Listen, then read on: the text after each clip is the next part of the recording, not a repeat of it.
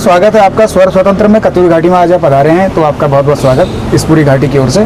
उत्तराखंड क्रांति दल का संदेश लेके आप जगह जगह जा रहे हैं, राज्य भ्रमण कर रहे हैं। क्या उद्देश्य है और क्या संदेश आप अपने कार्यकर्ताओं को और जनता को देना चाहते हैं? जी धन्यवाद जोशी जी।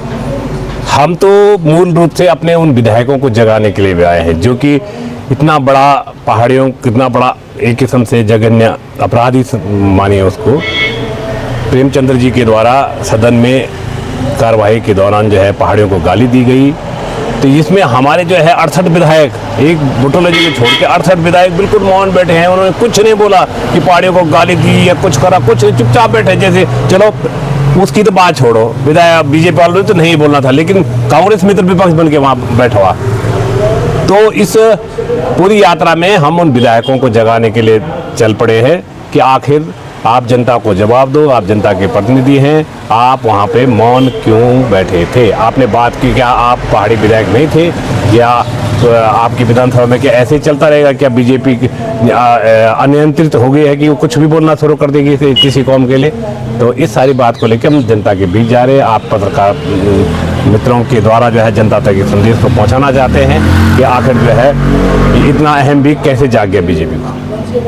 तो अभी अलग अलग क्षेत्रों में जब आप जा रहे हैं तो क्या क्या आपका यात्रा रूट है और कितने दिन का एक पूरा आपका अभियान है? जी, हमने जो है देहरादून से शुरू करा है, नई टेरी गए, नई टेरी से जो है श्रीनगर, श्रीनगर से पौड़ी में पौड़ी की, पौड़ी से जो है रुद्रप्रयाग, रुद्रप्रयाग से कर्णप्रयाग, कर्णप्रयाग से अभी हम ग्वालधाम होते अभी यहाँ पे गरुड़ में हैं। इसके बाद बागेश्वर जा रहे हैं। उसके बाद जो है हम थल से होते हुए डीडीहाट, डीडीहाट से पिथौरागढ़, पिथौरागढ़ से चंपावत, चंपावत से हम खटीमा उतर जाएंगे। खटीमा से होते पूरी तराई में मैंने बाजपुर, रुद्रपुर, हल्द्वानी, काशीपुर।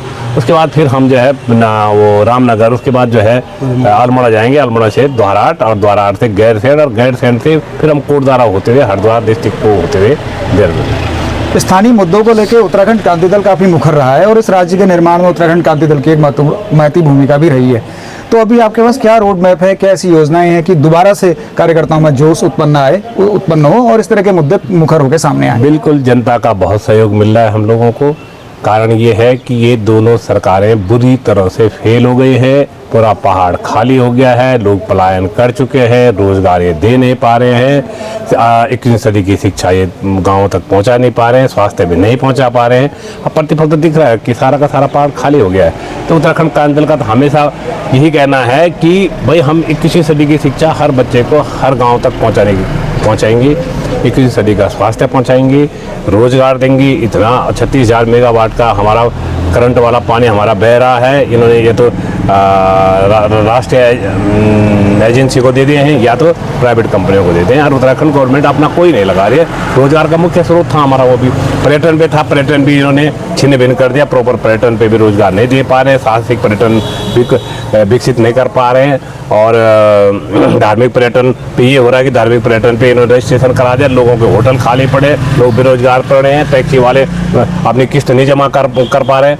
ये अपनी व्यवस्थाएं बढ़ाओ भाई, तुम क्यों पे इतना रोक क्यों लगा रहे? तो ये का पता नहीं किस हिसाब की ये सरकार चला रहे कि क्या इनका दर्द भी है उत्तराखंड का कि ये खाली केंद्र के एजेंडे पे चला रहे हैं?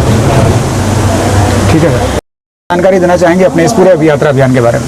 देखिए, जानकारी तो इस समय सबसे ज़्यादा तो आक्रोश है जी, जो उत्तराखंड के स्वाभिमान पे सबसे बड़े सदन विधानसभा में प्रेमचंद ने चोट करी है। और उस पे बीजेपी के, मैं तो कह रहा स्वयं बीजेपी क्या उनका स्वाभिमान नहीं है? क्या वो पहाड़ के नहीं है? और सवाल ये है कि पहाड़ या मैदान का सवाल नहीं है। ये राज्य पहाड़ी राज्य है, पर्वतीय राज्य है और पूरे देश में सबसे अनूठा राज्य है जिसमें मैदान भी है, पहाड़ भी है, हर चीज़ यहाँ होती है, स्वावलंबी राज्य है। लेकिन केवल पहाड़ और मैदान में बांट करके प्रेमचंद अग्रवाल ने अनायास नहीं कहा। ये जहर उसके अंदर पता नहीं कब से था। और विगत में अंकिता हत्याकांड हो, चाहे सुरेंद्र नेगी की पिटाई हो, चाहे पत्रकार योगेश डिमरी की पिटाई हो, बहुत सारी चीज़ें हैं। और भ्रष्टाचार में लिप्त है।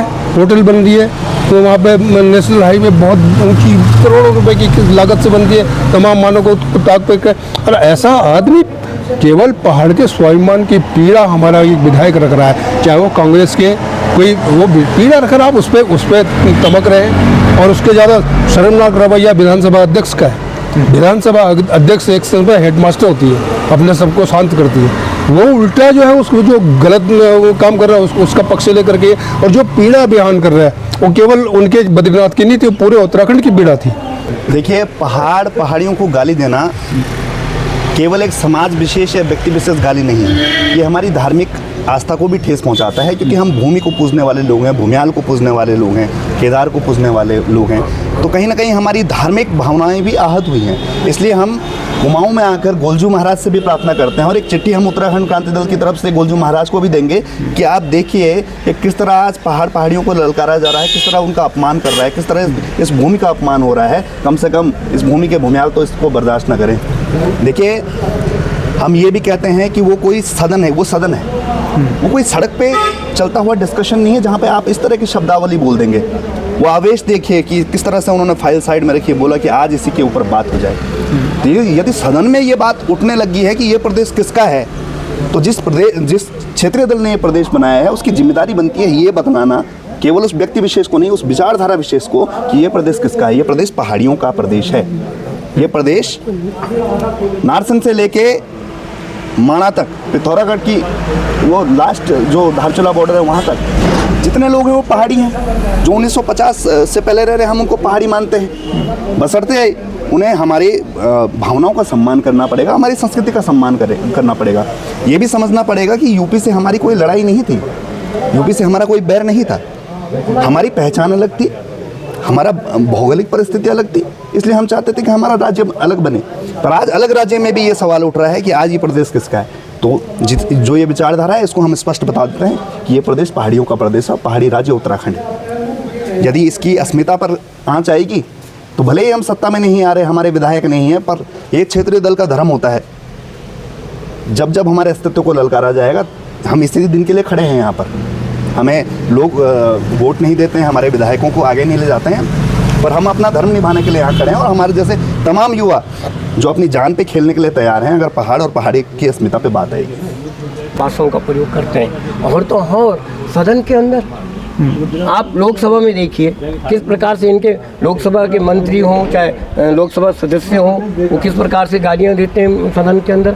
और अभी दिल्ली की जो मुख्यमंत्री बनाई है, इतनी गालीबाज मुख्यमंत्री कि आप उनको पद दे रहे हो। इसका मतलब भारतीय जनता पार्टी कोई सिद्धांतों की पार्टी नहीं है। एक दूसरा, जो ज़्यादा अभद्र भाषा का प्रयोग करता है वो उच्च पद दिया जाता। हो सकता है कि कहीं प्रेमचंद अग्रवाल को मुख्यमंत्री ना बना देंगे, क्योंकि इनके अंदर है। अभी शर्ट का भी अभी वीडियो देख रहा था मैं, किस प्रकार से जो कोई भट्ट जी है उनको किस प्रकार से अब शब्दों का प्रयोग कर रहे हैं। तो मतलब ये राजनीतिक दल जो है भाजपा कभी भी सांस्कृतिक पार्टी रही नहीं, और ये उत्तराखंड के विरोधी हैं, पहाड़ विरोधी हैं।